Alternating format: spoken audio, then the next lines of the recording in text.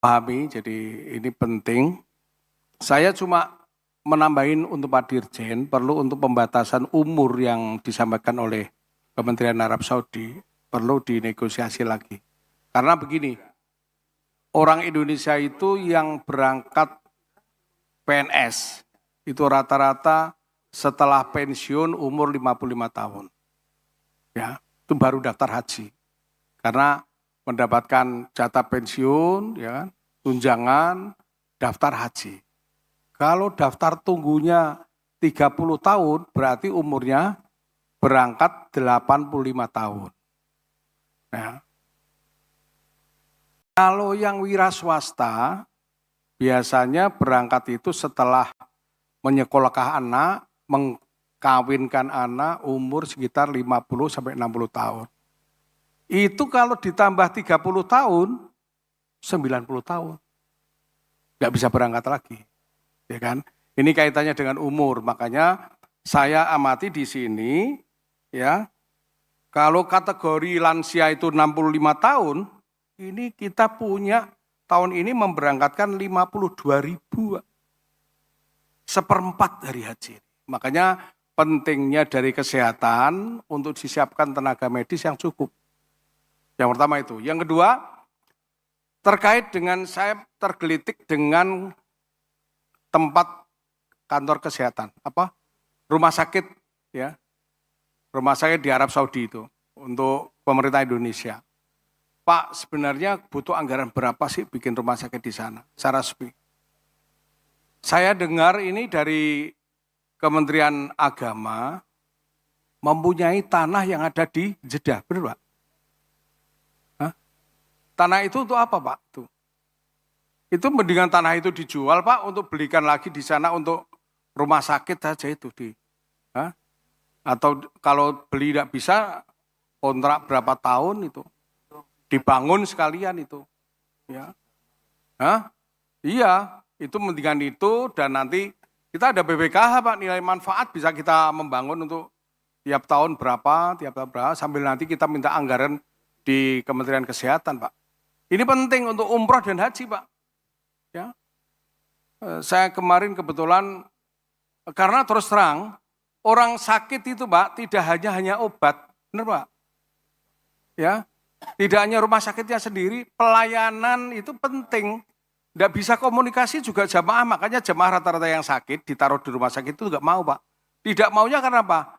Ya bahasa Tarsan Pak mereka itu, nggak ngerti gitu loh.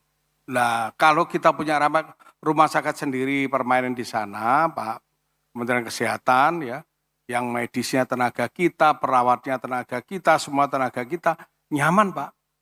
Ya, itu akan menambah untuk lekas sembuh. Saya kira begitu. Terima kasih. Ini tadi catatan-catatan banyak dari pimpinan, dari Pak Marwan banyak sekali, dari anggota banyak sekali, Pak Dirjen dan dari Kesehatan. Karena ini waktunya sudah cukup, ya. Saya kira Bapak ada tanggapan dari teman-teman yang disampaikan, Pak Dirjen, monggo. Baik Ketua, pimpinan dan anggota yang kami hormati, saya izinkan memberikan respons singkat. Yang pertama tentu kami dari Kementerian Agama terus mencoba memitigasi situasi ini Pak. Yang pertama tentang petugas, ini menjadi concern kami, apakah kami akan berhasil menegosiasi nambah 2.000 lagi apa enggak, apakah ini kebijakan Saudi yang mulai mengurangi petugas, tetapi juga membuatkan skema-skema baru di sana. Nah, jadi insya Allah kami dalam waktu dekat tentu dengan Kemenkes akan segera merumuskan kembali Pak tentang analisis beban kerja, baik untuk kesehatan maupun petugas kami yang umum itu. Jadi itu Pak. Kemudian untuk PHD, kami sudah menghadirkan Dirjen Anggaran Daerah Bu. Karena memang faktanya saya pernah kumpulkan semua PHD di Provinsi A itu dibiayai full, bahkan dan uang saku. Ya, di Provinsi B sebagiannya dibiayai, sebagian bayar sendiri. Di Provinsi C itu ternyata memang mengeluarkan uang sendiri atau separuh. Nah ini sudah disampaikan dan ternyata faktornya berbeda-beda Pak. Ada yang khawatir, ada yang takut dan lain sebagainya. Tetapi sudah dijelaskan oleh Dirjen Anggaran Kemendagri, Anggaran Daerah, itu bahwa itu boleh dilakukan dengan skema A, B, C, D sudah dijelaskan. Dan kemarin terakhir kami juga melakukan itu gitu ya. Nah mudah-mudahan. Dan ketiga mengenai biaya di masyair, nah memang informnya seperti itu, kami juga belum tahu dan belum muncul angkanya Pak. Tapi kami coba bernegosiasi, ya mudah-mudahan Pak Ketua dan pimpinan bahwa yang dimaksud itu mungkin biaya tenda sajakah atau biaya servisnya. Karena memang kalau dihitung, ya izin Pak Ketua, petugas kita kan 4.700 Pak. 4.700 dengan mukiman dan lain-lainnya mungkin katakanlah 5.000. Ya kalau 5.000 ada di Arafah atau di Mina ya berarti butuh tempat 5.000 orang gitu ya.